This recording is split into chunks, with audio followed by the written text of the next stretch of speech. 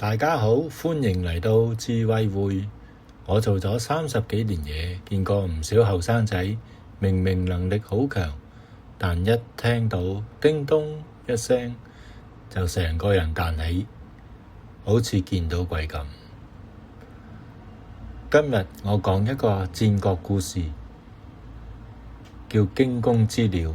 一隻雁俾公猿聲嚇到，由半空跌落地。你公司有冇呢種人？你自己係咪呢種人？呢個故事發生喺戰國時期嘅魏國。魏國有個大射手，名叫更雷。有一次，更雷陪着魏王在郊外散步，抬頭看到天上有隻大雁在慢慢地飛。更雷對魏王說：大王，我不需要用箭，光是拉一下弓就能把大雁射下來。魏王聽了直搖頭。更雷你吹牛也要有個限度，箭都唔使，光拉弓就能把鳥射下來。更雷沒有解釋。等那隻大雁飛到頭頂時，他拉滿弓弦，手一鬆，當發出一聲響亮嘅弓弦聲。你猜怎麼着？那隻大雁聽到聲音，嚇得猛地拍打翅膀想高飛，結果砰的一聲，直接從半空中摔了下來，跌在地上一動不動。魏王眼睛都看直了，天啊！你的技術竟然神到這麼個地步！更雷笑着說：大王，不是我神，而係這隻大雁有個故事。佢係一隻受過傷嘅大雁，佢飛得慢係因為舊傷還在痛，佢叫得悲慘是因為離群索居，孤立無援。剛才我一拉弓，發出當的一聲，他以為箭又射過來了，心裏一驚，拼命往上飛，結果用力過猛，傷口崩裂，自己把自己給嚇摔下來了。這就是驚弓之鳥，真正擊倒他的唔係那把弓，而係佢腦海裏忘不掉嘅恐懼。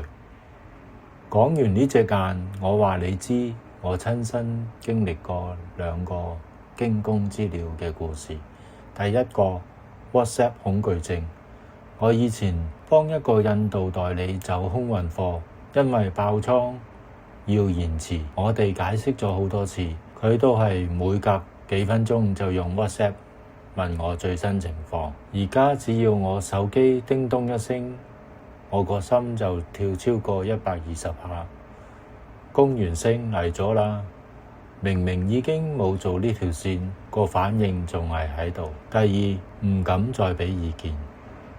我以前喺舊公司建議客服部幫 sales 揾潛在客戶，客服主管反應好大，話部門已經很忙，完全冇可能，態度起晒槓。之後我去新公司，老闆問有冇提升 sales 嘅意見，我唔敢出聲。點知另一個同事提出同一意見，老闆呢大大讚賞。以前俾人鬧過一次，以後有乜意見都唔敢舉手，自己收埋自己。老細一句你入嚟我房，你已經諗定封辭職信點寫，結果進去發現主管只係要問你午餐想吃什麼。既然知道我們係被嚇怕了，老國送你們3句30年換來嘅協經心法，幫你哋擺脫焦慮，化險為夷。第一，以前中過箭唔代表而家支箭會射過嚟，環境變咗，你都要變。第二，未發生嘅事唔好浪費精神去驚，等發生咗先驚都未遲。第三，你越驚支箭越會射埋嚟，你唔驚嗰支箭只係一把聲。那隻大雁為什麼怕？因為它孤立無援。你在職場上要麼把專業練硬，要麼存好緊急準備金。你越驚，支箭越會射埋嚟；你唔驚，嗰支箭就只係一把聲。打工係一場長跑，記住老郭一句話：你驚嗰支箭，90%都係你自己腦補出嚟嘅。以前中過箭係以前嘅事，而家你已經唔同咗，你強咗，你識避箭，哈哈哈。好啦，下次再傾。祝你以後聽到叮咚聲，只係諗起邊個約你食飯。拜拜。大家記得點讚、留言、訂閱、分享視頻，多謝大家收睇，我哋下次見。